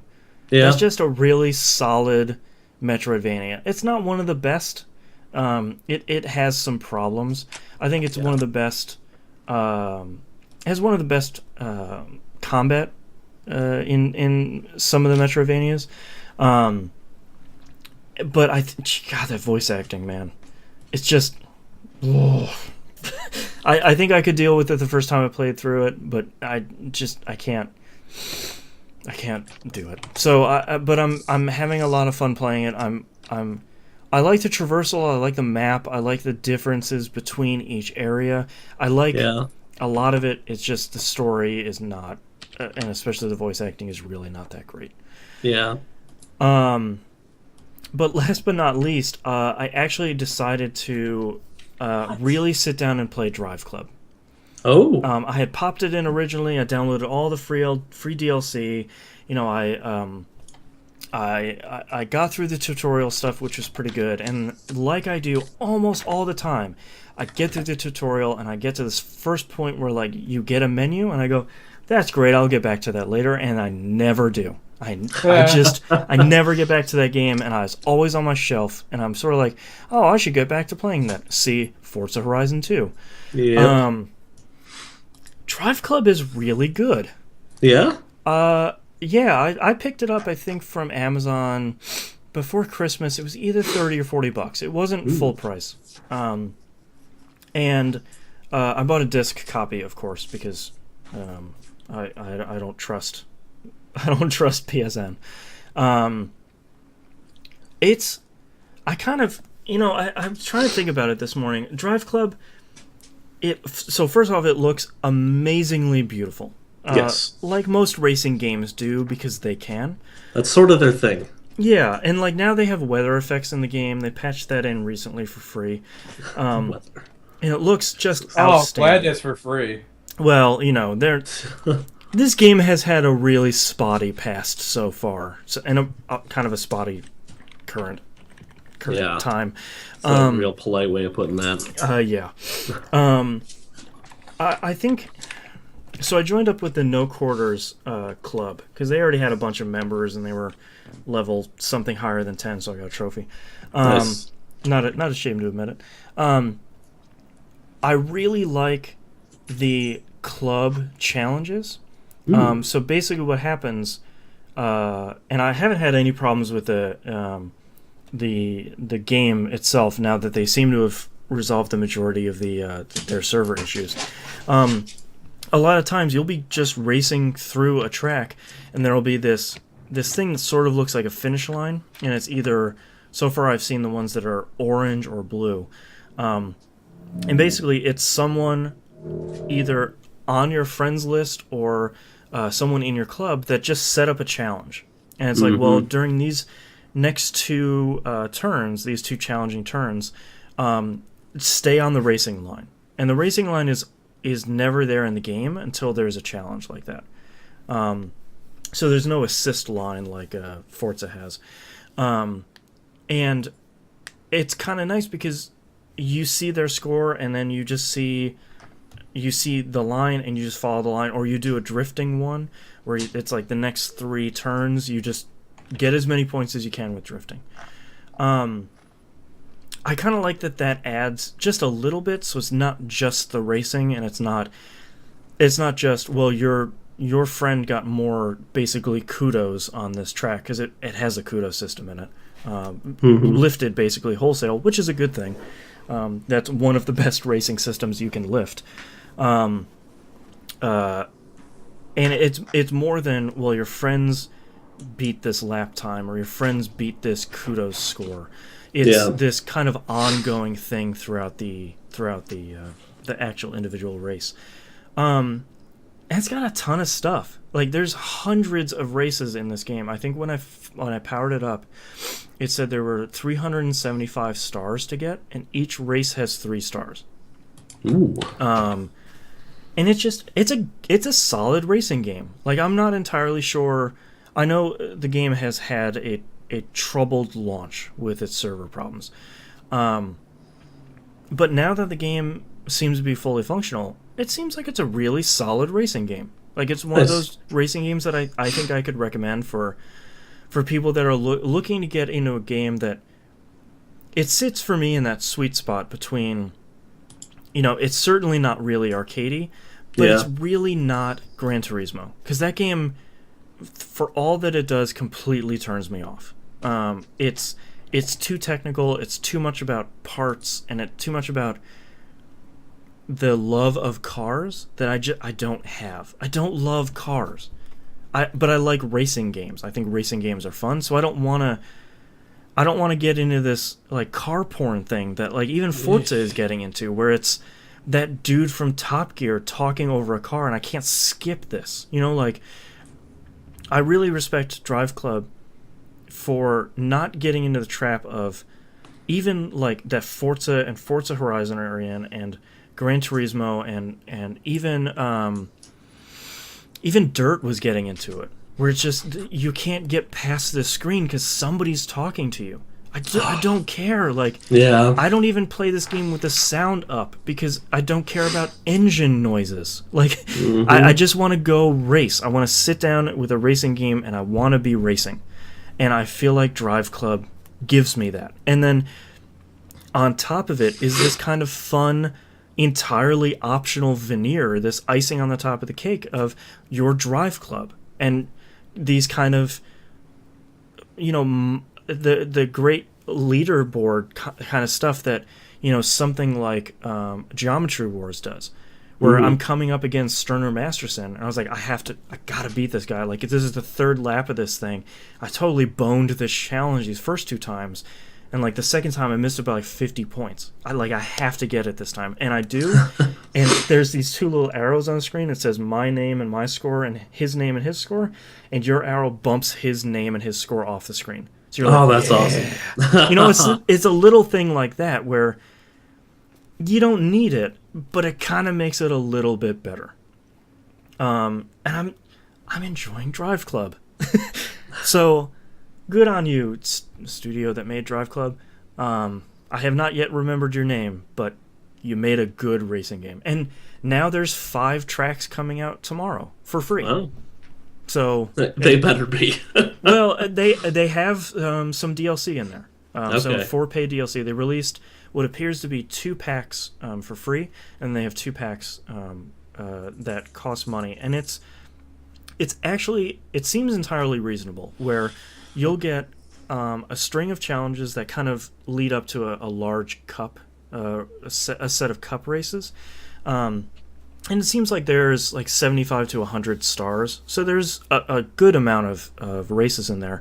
It seems like they dump between like 8 and 12 cars on you, and then a whole bunch of racetracks. Yeah. And that's like $5. That's not bad. That seems pretty reasonable. And if you have the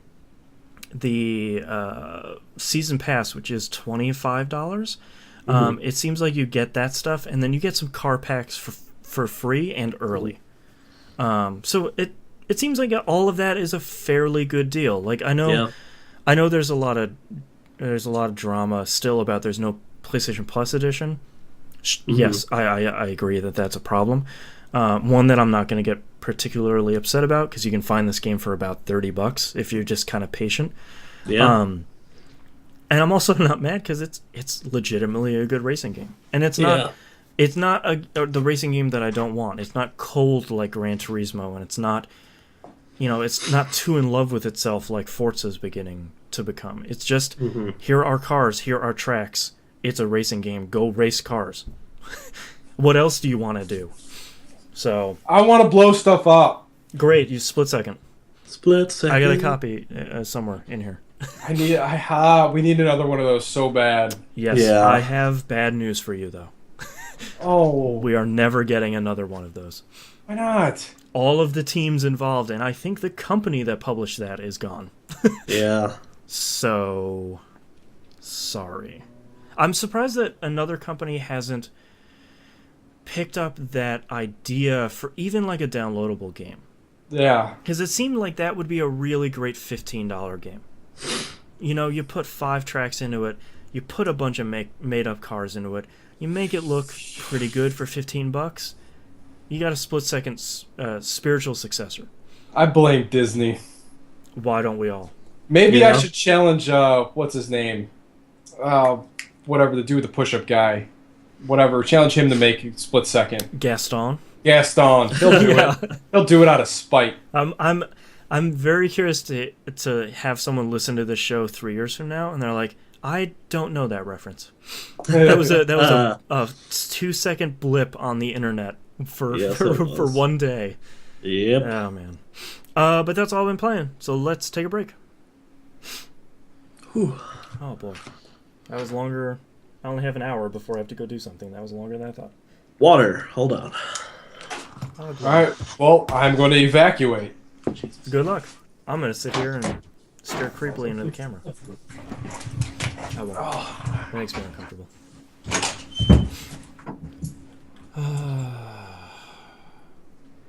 Hollywood superstar Shia LaBeouf. Let's see if we have any emails. How's everyone in chat doing? Having a good day? Having a good Sunday? Or Monday, maybe, depending on where you are? Late Sunday night? I don't know. I'm not good with time zones. I was hoping to do a PS3 streaming test after this, but I am otherwise taken up.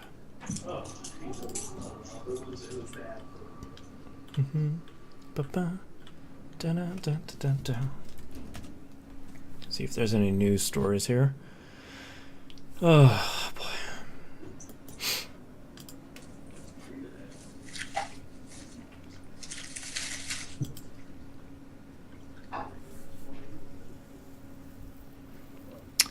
What's my setup for PS3 streaming? Oh man, that's a great question. It's a nightmare, flat out. I have a launch 60 gig PS3. So I have a launch 60 gig PS3, and I have a Blackmagic Intensity Pro in my computer. It's one of the PCIe versions that I bought like 4 years ago. It's basically DVI to HDMI coming out of it, along with optical audio. That goes into a converter from that to HDMI, and then that goes into a switch box. That switch box goes into my PC. And then the optical audio cable broke, because as much as I work in IT, I forget optical means that it's just glass inside of there, and I made a poor mistake. So I had to repurchase a breakout cable for the Blackmagic card. So now I'm running that whole system for video, and then I'm running 2-channel stereo over a component for audio. So it's a nightmare. If only I could turn off HDCP on a PS3 like you can on the PS4. There's a good reason why you can't. I understand that. But it's just this disaster of cables on my desk. So, but I'm set up to stream anything else that wasn't enough, huh? takes component or HDMI. So, it should be easier, but it's not. I just wanted to stream my PS3, and that's all I wanted to do. Hello. Puppies everywhere. Oh, you want to come up, Coop? Come here. Yeah, he's got to be famous, man. Yes, he does. You say hi? Say hi. Hi, Cooper. How much bigger is he gonna get? He's not. Aw. Yeah. It's the best. That was like slight disappointment. No. He's Slight disappointment plus adorable. plus enjoyment. that's adorable. Yeah. Well, I mean, that's we have to have a dog that's under 15 pounds, and he will stay right. under 15 pounds. So, I mean, this is coming from a guy who has an 18-pound 8-year-old cat, a basset hound, and a brown tabby that is not a year old yet, and he will not stop growing. oh jeez, He's going to be huge. Yeah. Hey, Cooper's that dog's not going to stay 15 pounds eating sandwiches. Yeah, No, that's he's- true. That's right, buddy. He loves cheese. Mm-mm. Oh, yeah. It's like the I lost it.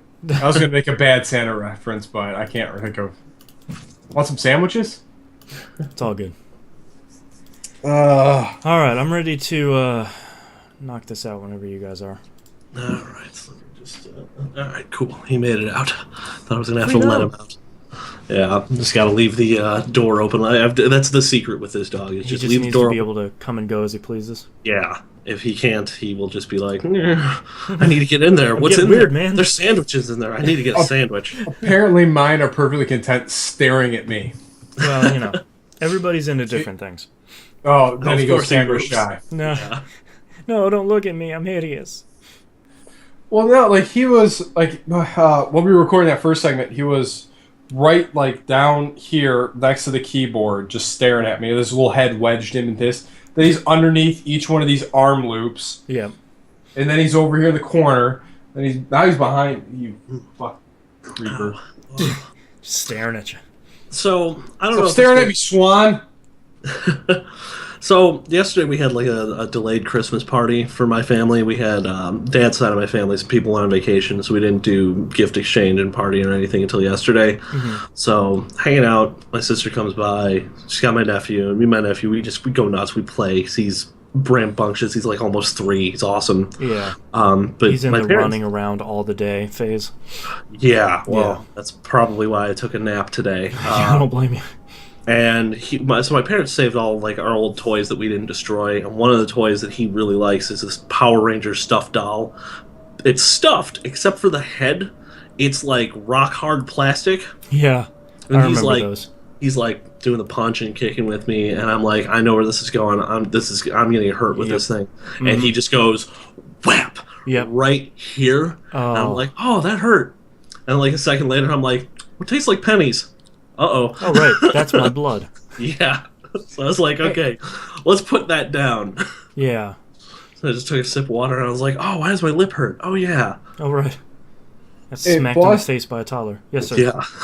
I am thinking about upgrading my cable modem because this one's driving me just bananas. Yeah. Yeah. Did I close that page? Probably. Ugh. I forgot what the DOCSIS 3.0 modem is. That should that be something I should be looking for? Yes. You just go for whatever the most recent Motorola surfboard is. You Okay. can't go wrong with that. As long as Yeah. it says DOCSIS 3, you're good. Okay, that's kind of what one of the main questions I have for you. I bought one when we moved into this house, and I have not had to touch it once. Well, that's the thing. Like, I've been dropping connection to live. I'm shocked this is still up right now. It's Jinxing us. it's like I don't know. Like it has to be the hardware of that modem. I would assume it's. I mean, Yeah. it's probably something they gave you, what, 3-4 years ago, even more. No, this was last year when I switched carriers. Oh, right. So remember, I had the old setup worked fine, even with Wi-Fi. Right. It worked. Wow. And mean, now, those- like, I have got to the point where I hardwired everything, and I'm still having connection issues. I mean, the speed is, let's just say, it's lackluster for what I'm paying. Yeah. How much Yeah. is this surfboard? I got the white one. So the black one. It's bigger. I got. That. I got the white one because it was newer. The SB 6141. It's $90. It was a great deal. I mean, Here's the wireless router I bought. I just need to get that pipe into the house, and everything's already networked. Yep. And the great part about it is there's 3 ports on the back. One for put this out to your network, one for plug the coax into it, and one for plug the power into it. And Yeah. then all you do is you plug the 2 of those in, you turn the thing on, and then it just does its job. I've never even had to get into the web interface. I don't even know how you do that. Like, it just works. Yeah, that's. I don't know. I'm just frustrated. I just want it to work. I mean, I feel like that's not too much to ask. I No. would just like the internet I pay for to work. it's Yeah. not like anytime like I'm streaming a movie. Like, I mean, you're hardwired. I mean, what's the problem? I don't understand why this just dropped connection. Yeah, why does it suddenly look like a video I downloaded from Kazaa? Cool. Oh yeah, I mean- there you go. I mean, because I've been testing my new TV out everything I could throw at it. Oh, yeah. Just to see Yeah. what it's doing. Like, even how it made a DVD look is just boof. Yeah.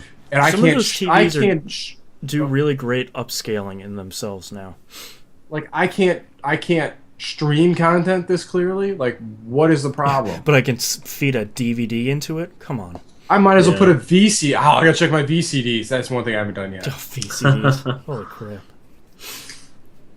My 9 copies of Big O. Whatever. All right. All right, let's bang this out. I got like 45 minutes left. Sweet. All right. Let's make sure all notifications are off. All right. Oh, hi, Samson. Oh, hello. Sorry. I love that dog. Anyway, if you couldn't tell by earlier, Yeah. and he loves me too. All right. Anyway, all right. Ready in 3, 2, 1. Welcome back, everybody. We got releases for the week of January 19th, 2015. Citizens of Earth for the Wii U, PC, Thirds, PS4, and Vita.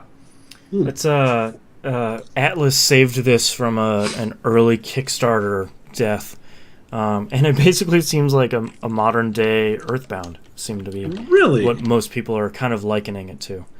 I'm very curious to see how this turns out. Okay. All right. Well, it's Vita, so I feel compelled to check it out. I mean, you have to. Yeah. Contractually. Easy. Anyone send you Viking horns yet? We'll be back. Anyway. You asked the right question. Clearly I have. Yeah. Well, anyway, Resident Evil comes out for PlayStation 4, XBO, and PC. Oh, they light up. That is. Well, now you see how hard hats are to pull off in this show. Yeah. It's the same problem I had with... Oh, it works better. That sombrero sucked. What sombrero? These were actually the centerpieces for my best friend's wedding. Great. Yeah.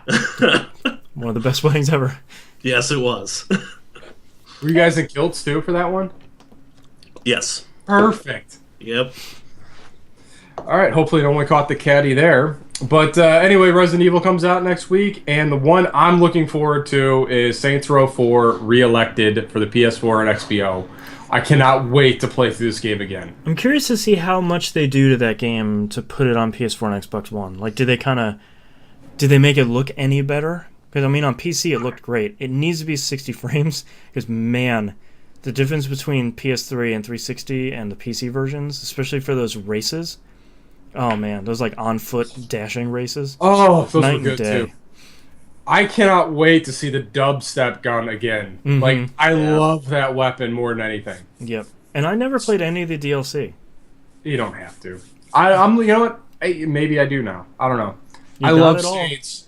The Saints are probably one of my favorite franchises right now. So Yeah. I am so excited because I feel like I'm in such a lull, and Sleeping Dogs did a good job of giving me that open world itch. And But you can't run up buildings. no, I can't run up buildings, and I can't beat people with funk. It's true. All right, moving on to news stories. One of the probably I don't think people are going to realize how interesting this news story is going to be for this year, but Bandai Namco's loading screen patent to expire this year. That's awesome. Namco, back in the day, in 1995, patented the ability of having a playable game during loading screens of games. The most famous one is Ridge Racer on the PlayStation 1. You can play Galaga while the race is loading. Yeah. They patented that because patents are crazy. Yes, they are. It expires November 27th, 2015. I couldn't be more excited about a news story of this year because I really want to see what other developers are going to do. Yeah. Apparently, because of how patents work and because they didn't trademark it, they cannot extend the patent. So basically, it just expires this year, and other people can do this same thing. Which is fantastic. I am so pumped. And hopefully no one else patents it. Yeah, I don't know how those rules work, but yeah, nobody nobody should be a jerk, everybody. Yeah. That's true. Yeah. Nobody should be a jerk. So, very excited to see who does what with that. All right, next Is it story. really? I mean, I remember playing games during loading screens, and now that I'm thinking about it, I think they were all Namco Bandai games. Yep. Mm-hmm. And, like, you can do other stuff, like, with Bayonetta, you can, like, do a training mode during loading screen, but it's not another game in that game, you know? Yeah. What was that? What was that one game? Was it Lollipop Lustkill where you could beat up dudes? Was that a Namco game? No. Or wait, there was another one where I was shooting guys. Like, God, I can't remember what it was. Whatever. It's cool. I hope more games do it because it's a great way to pass time and do something while something's loading. Yep. Yeah. Whatever. All right, next news story. January Nintendo Direct happened. They announced that the new 3DS XL launches in North America on February 13th, 2015. Sadly, we don't get the regular new 3DS, the non-XL version. And the new 3DS XL does not come with a power adapter. Kind of bringing it in line with what Europe has been suffering with since basically the DSi. That's ridiculous. Yeah, it is and it isn't. So I know a lot of people are upset about this, but it's all business. Like, Yeah. they don't need to put a power adapter in there because so their reasoning is, as faulty as it might be, is well, you already have a 3DS, so it's the same adapter. It was the same thing they did with the audio video cables for what the GameCube and The the Wii. N64. And the N64. N64, Yeah. yeah. Yeah, so I mean, like, is it kind of crappy? Yeah. Do you probably own a 3DS? Yeah. Can you buy them over the Internet. like over the shelf? Yes. I think the thing that I'm more bummed out about is that we're not getting the regular new 3DS. Is in Japan you can swap out the faceplates on them, and they have a really cool faceplate that glows in the dark and has a bunch of booze on them, and I want that. I need that, but we're not getting it in North America, and the XL doesn't swap out faceplates. That's lame. I understand. So their reasoning for that, it's kind of funny because it seems like Nintendo got caught off guard with this, where as soon as they made this announcement, like the internet exploded about like, how dare you, about like 5 different it seems like Nintendo kind of legitimately got surprised that people were upset with them. And they were like, what, you guys wanted that other one? And they're saying that the market wouldn't support bringing the regular 3DS to North America. And that during their market studies that people just want the XL in North America. So, Well, of course, we want everything big here. Clearly, Right. I'm a advocate of that. and I think the thing that not a lot of people realize is there's so much confusion over the DS. Because you can still buy the 3DS, the 2DS, the 3DS XL, and now the new 3DS XL. So, like, they're running into the Wii and the Wii U problem again, where they have 5 different products that are all kind of named the same thing. Yeah. So if you're going to bring out 2 new 3DSs that look like the old 3DSs, except with the word new in front of them and a different nub, that kind of gets confusing for normal, John Q. Street Fighter fan. Yep. Yeah. So it's the same. A lot of people always joke. It's like, well, can I buy this Wii U gameplay again and play it on my regular Wii? Like, that's the hey. You got a text message. Apparently. That's the concern. Like, now you have a 3DS, but it's new. Well, why is it new? I don't know. And Because then we put a new on the box. there's this whole other faction of people that are upset because just like Nintendo did with the 3DSi, there are going to be games that specifically only work for the new 3DS XL because it has more and faster processors. So, like the game will, Xenoblade Chronicles 3D launches in North America in April. That only works on the new 3DS. And that, I mean, I don't understand that they haven't figured this out with branding at all with their hardware. Right. And like the only way that they're really branding it is on Xenoblade Chronicles 3DS. They moved the little border that says Nintendo 3DS. They moved it to the top and it says only for new Nintendo 3DS XL. That doesn't resolve Doesn't the help problem. anybody. What? How? Hello. It's dog kiss time. Jeez. So like Stop. I don't know, and I feel like there's I feel like Nintendo has a real problem on their hands, and they haven't. It's $200, and it comes in red and black, and it doesn't have a power adapter. Stop it. And for a lot of people, it's not that new. And I feel like there's too many questions already of like, well, why should I buy this? And the answer for a lot of people is, well, you don't if you have a 3DS. If you don't, maybe buy this one. That's sure. But most people have a 3DS now. If you care about handheld gaming. Yeah. So it's the 3DSi. It's the DSi again. So don't Nintendo, you're crazy. I don't know what you're doing. Much more interestingly, Wii games will be available for digital download on Wii U starting right now. Super Mario Galaxy 2 is available now. Games are $10 for the first week, $20 after. If the game supported the classic controller, you can use the Wii U gamepad to play the game instead of having to wiggle and waggle all your stuff. Punch-Out is coming this week, and then after that, Metroid Prime Trilogy will be coming out. Which, go buy Metroid Prime Trilogy. That's a really great game. This is still kind of weird, too, because I really hate when companies do this, like, trickle of digital downloads, where it's like, one game this week, and it's Punch-Out. It's like, okay. Can you just release them all? Mm-hmm. Like, is someone going to be like, no, I need to finish out Punch-Out before I start Metroid Prime? This is crazy. They're probably just going to buy all of them day one. So, I don't know. It's a great idea. It's nice to see they're doing it. I really, really hope that they keep up a steady release schedule of both really good games and really weird kind of rare games. Like, Metroid Prime Trilogy sold out in like 5 minutes when it came out on the Wii. So just keep putting out good games, please. Yeah, keep buying Metroid games. They need to make another one. That's true. Man, that'd be nice. Yeah. They also announced, surprisingly, that 2 versions of Puzzle and Dragons are coming to the US on the 3DS in May.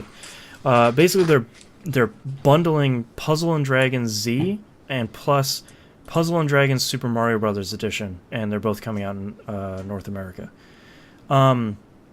That's a weird choice. Puzzle and Dragons is not as big here as it is in Japan, but I feel like if there's a good gateway to getting that in the US, it's Puzzle and Dragons Super Mario Brothers Edition. Yeah. Get people addicted to that horrible Puzzle plus Dragons game.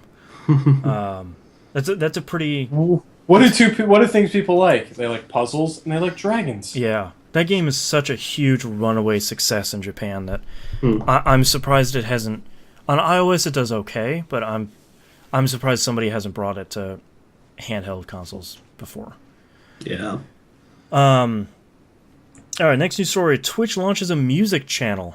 They launched a channel that includes 500 licensed songs to use in your streams, which is not really addressing the core problem. No. But kind of appreciated. Yeah. They're also launching a new section dedicated on giving musicians an area for, quote, creating, performing, and presenting original songs, end quote. So it seems like they kind of want to be what the MySpace launch was trying to be, which is like, hey, here's your hub for music. And they're trying to separate it from the games side of Twitch. Ooh. And even in their press release, they were kind of defensive about it, where they're like, but don't forget, we're still all about games. First and foremost, games. Yeah, all this good stuff. Yay, Dota. You know, like, they were still upfront about that. But in that case, why are you doing this? Like, how is it going to address the needs of musicians to share their stuff when we already have YouTube and SoundCloud and all this stuff that you're already so entrenched in the music, like, discovery and sharing? I don't see a lot of musicians like firing up Twitch and playing stuff for an hour. Yeah. You know, like, that just doesn't seem like the right avenue for it. Why wouldn't they stream on YouTube, which has a much higher base and is already assumed that that's kind of your place to find music? Yeah. So it seems that's kind of concerning to me. Like, I feel like Twitch is already having enough problems over the last 6 months with games that maybe they shouldn't expand more. So, weird. Very much so. It's definitely an interesting approach for Twitch. I don't know if it's going to work out for them, though. Yeah. I'm hoping it doesn't drag Twitch down by spreading it too thin. You know? They already have Hitbox nipping at their heels. So that's true. And the last news story here, the strangest one that I would not have predicted is there's new Rock Band DLC out. Yeah, who'd have thought? Yeah. That's a weird one.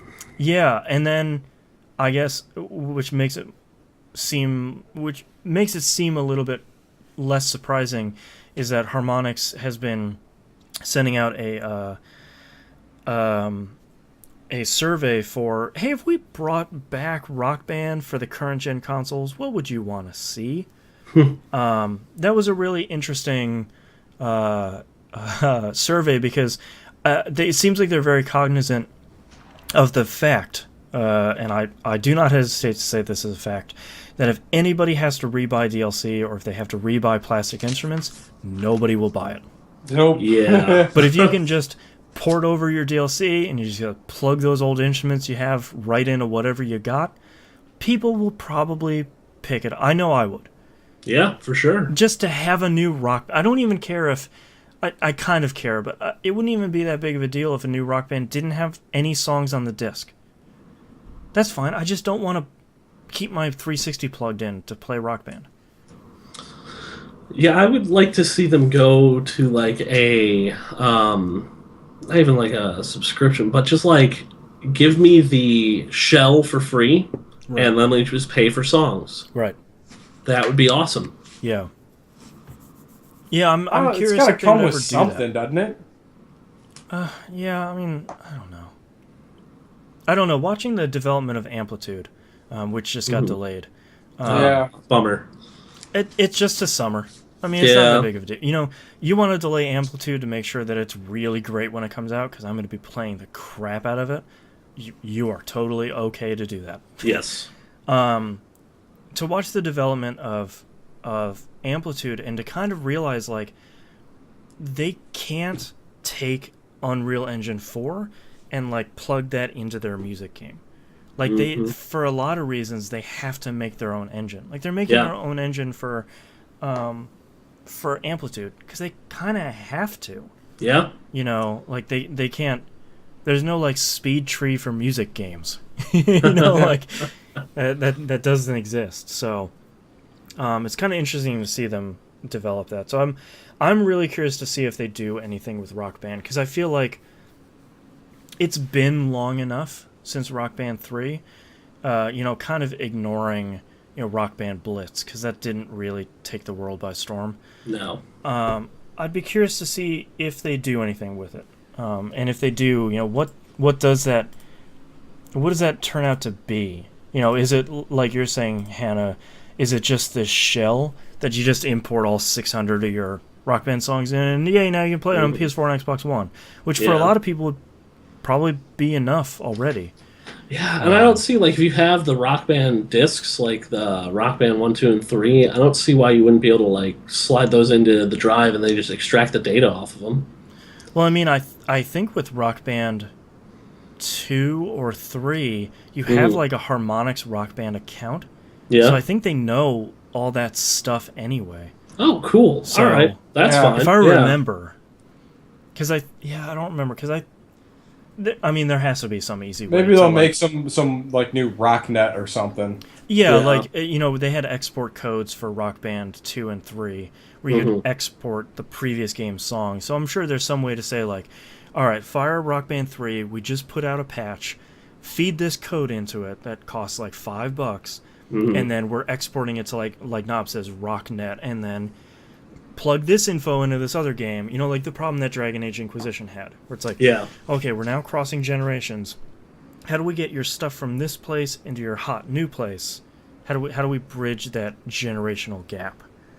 So, I don't know. We'll see. But that's all news stories. Let's move on to tweets. Hey!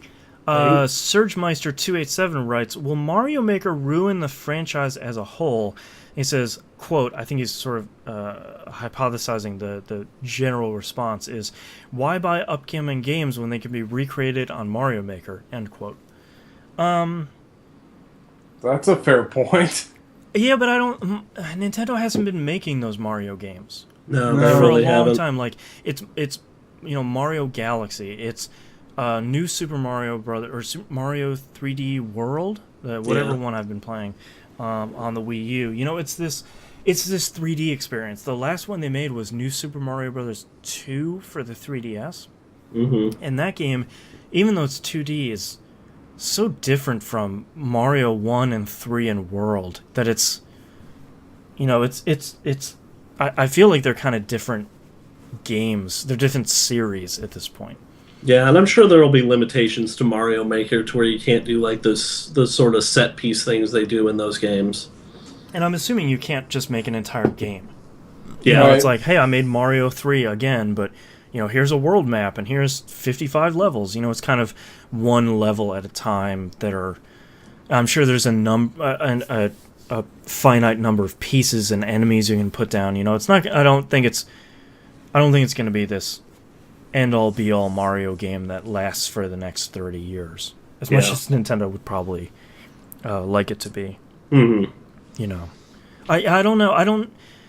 I'm curious to see how Nintendo sells that game, because so far it's been sort of like, make Mario levels. It's like, yeah, all right, but like, is it like Little Big Planet where I can find levels? You know, like, are you gonna use the internet for once, or am I gonna have to like share QR codes to share my Mario levels? You know, like, Oh, yeah. Hey, that one seems plausible, doesn't it? Yeah, unfortunately. You know, like, how are you? I feel badly, but it's, how is Nintendo gonna screw it up? Because it sounds Yeah. like the dream project. Like, Mario 1-1 is the level that people make in games where you make levels. Mhm. Like, that's the first level that people make.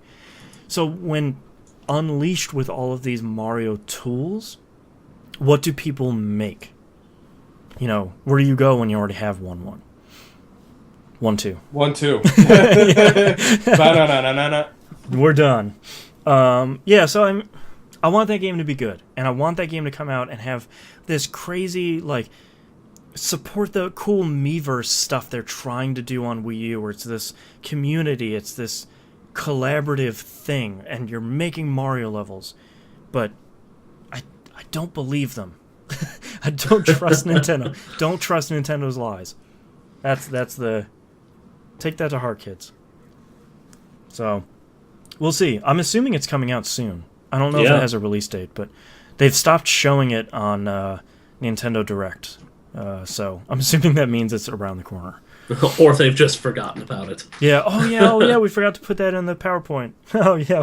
We'll get that in February. It's cool. Yeah. Don't worry about it. Project Steam, though. Yeah. Be excited for that one. Hey. Gibinator writes in, what are some of the games you think are iconic or important enough that everyone needs to play? Do you have 3 more hours? Yeah, right?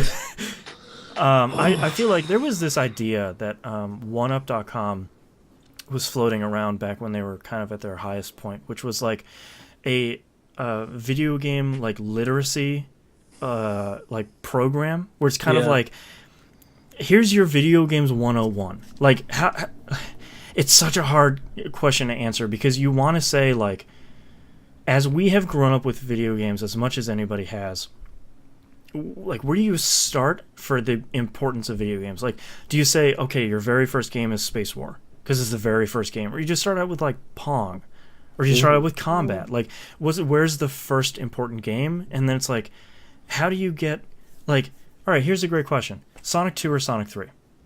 Sonic 2. Really? Yeah, absolutely. Okay. I think that's the wrong answer. 100%. Uh-huh. I think that's the wrong answer. I think Sonic 2 is a really great game, but I like Sonic 3 better. But is Sonic 2 more important than Sonic 3? And then do you say, well, is it Sonic 3 and Knuckles, or just Sonic 3? Do you complete the game? You know, like, you start getting into this really terrible stuff. Like, do you play Super Mario Bros. 3 or Super Mario World? Ooh. Oh, Super Mario World. 3. No. I think that's the wrong answer. And I mean, like, and then at that point, like, how do you... Anything else you need us to argue about, Boston? Yeah. Like, it's really tough, because how do you start divorcing yourself from your favorites versus what's the best in a series? Or like Mario 3 versus Mario World. My favorite is Mario World, but Mario 3 was a really important landmark game. They made Mario a 3 movie about going to play that game. Oh, don't bring the Wiz into this. It's the Wizard, thank you. The Wiz was that weird... Yeah, the Black was about to say, I know. Yeah. But Let's not forget the Wiz here, everybody. but it's I see. I think Mario 3 is the precursor to Mario World, Yeah. and Mario World is that game done right. I'd rather play the game done right than Right. kind of figuring it out. 'Cause, I mean, That's like saying Castlevania is more important than Symphony of the Night. Symphony of the Night's the first time they got it really right. that's like the generally first recognized Metroidvania. Yeah. The reason why we have that term. Yeah. Yeah, it's. I mean, it's so hard because like I think Toe Jam and Earl is a really iconic game that everybody needs to play, but it's not really. Like it's not even Isn't it, that though? important of a game. It was a semi-famous roguelike for the Genesis. Yeah. But if you're gonna have someone play a roguelike, there's probably better games for them to play. Yeah. Well, and I would say the same thing. Like I think Ninja Gaiden. Where would you go? Ninja Gaiden Black or just the vanilla Ninja Gaiden? I mean, NES version. Yeah. Yeah, I mean, like, no. well, I mean, it's even Yeah. that question of like, if you're gonna have somebody play an important game, how do you frame how important the first Ninja Gaiden was? Like, do you have to play other bad games to frame how good this game is? Because like, just separated from that, is it a good game? Yeah, and Ninja Gaiden wasn't even the first one. It was Shinobi. Right. So Yeah. do you play that before you play Ninja Gaiden? Like, you know, and like it's just this super deep rabbit hole of stuff, and at that point, I feel like you should just start naming your favorites. Like I think everybody should play Toe Jam and Earl. All right, Chasey just nailed that. The Wiz is the version where Gary Coleman takes the role of Fred Savage. Golf clap. Golf club. Oh, Yeah, so like I feel like at that point, you know, you just kind of start naming your favorite games from your childhood. Yeah. You know, because otherwise I don't. If it was easy, someone would have made like, here's video games 101. Here's like video games 1975 to 1980. You know, Yeah. like go play these games. All right, now you're good. Now let's do the next 5 years. I but think even that, I mean, there's it's so. Sorry, go ahead. I think there's a way to do it, and it won't be perfect for everybody, but you just sort of look at what mechanics are introduced and have carried on, and just sort of pick games that either introduce or refine those mechanics. So you can pick, like, you know, all right, well, we're going to have you play Space War, but then we're also going to have you play Asteroids because Asteroids took Space War's gameplay and, you know, made it palpable for the masses. Right. I see. I think like that list is going to be too personable. No matter no matter who writes it or creates that list, there's no way you're going to satisfy all parties. Well, Because- that's any list. Thankfully. And you can make it perfectly academic. I mean, you can break down into different, like, you know, mechanics, concepts, et cetera, and you can make a quote unquote perfect list, but it could be completely just sterile and devoid of any sort of life. Right.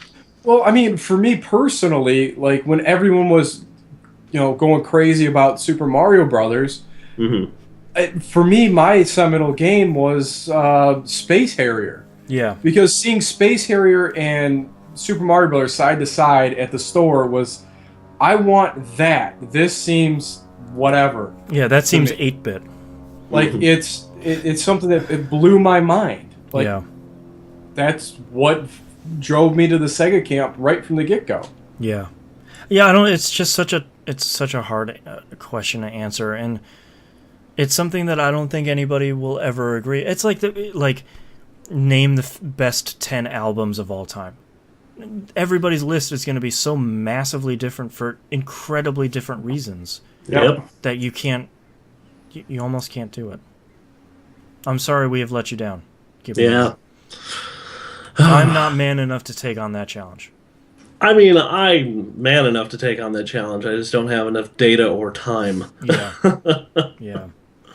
And we have a string of tweets here from the Stope that unfortunately I am out of time and we need to wrap up the show. So I will save those for next week. But that's our episode. Thank you very much for listening. You can visit us at tvgp.tv, tweet us at tvgp, email us tvgpfans@gmail.com, and all the other stuff. Visit us on Reddit is on the right-hand side of the page. All right, and don't forget to join the forums. Please mark yourselves on the map. Join us for our community game nights, which are pretty much Monday through Friday, kind Yeah, of. at this point. All of the nights. You want to play with us on Xbox One? It's Monday, Friday, 10 p.m. EST, Battlefield 4, or whatever. Where can they find you on Xbox, Knob? JNob 33. Yeah. Yeah. Well, isn't that on the right-hand side of the page? Maybe. I don't know. We've got some new listeners, probably. It's the Okay. start of the year. All Like right, Stan Lee said, every episode of TVGP is somebody's first one. Hey. He loves this show. Excelsior. Yes. I am JNob33 on Xbox Live, and same thing on PSN, which I am rarely on. You won't find him. You'll If he's find on, me- he's playing Luminous. Yeah. Stop it. Stop it. Yeah. Yeah, that thing, I need to dust that thing off. Anyway, Thursday night is Steam game night. Wednesday's PSN. Yep, 8 p.m. Eastern for that one. They've been playing Injustice. I'll be hopping in this week, hopefully. Nice. Alrighty. Yeah. That's I lost track. All right. So while we are currently planning out some changes for Game Club, I put up the voting thread for the next Game Club game. So go ahead, vote. Let's figure out what we're playing. And I would also like to announce that we have brought in the other Jay-Z as an official third chair for that show. Yes. And so he'll be joining us pretty much every time we do a show now. So it's going to be good. I'm really glad to have him on board. Yeah. And don't forget you can watch this show live every Sunday afternoon, twitch.tv/E1M1 Network. Thank you again for listening. We always appreciate it. We'll see you all next week. Laters. Peace. Titles? He's brandishing a knife. Shia LaBeouf.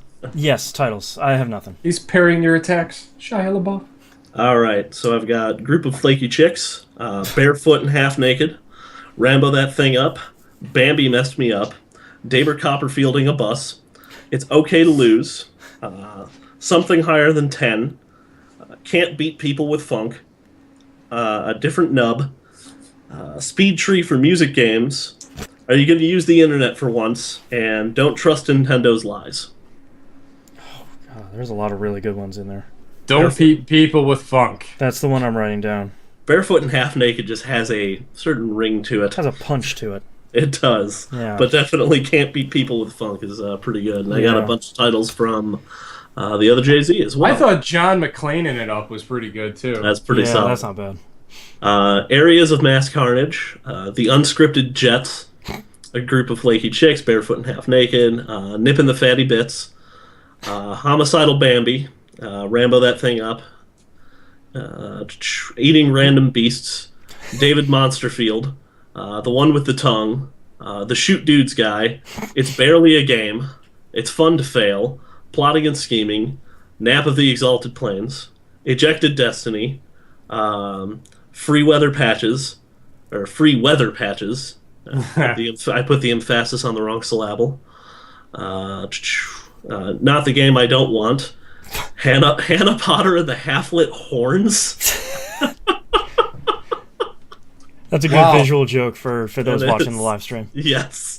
The Open World Itch, A Different Nub, Wiggle and Waggle, the Knobs Rocknet, the Ninternet, and Devoid of Any Sort of Life. I still gotta stick with Can't Beat People with Funk. I'm a big fan of that one. Yeah. When did I say a bunch of flaky chicks? Right at the beginning. I don't remember It what was the about context sleeping was. dogs. That's it. Oh. All right, It's- starting It's like virtual Tinder. Hold on, I got one more. Yeah. I think that's beyond the submission period. Oh, boy. All right, starting in 3, 2, 1. This is That Video Game Podcast, episode 378 for January 19th, 2015. Can't Beat People with Funk. Wub wub, sucker! Get on up. All right, I'm out of time. See y'all next week. Bye, everybody.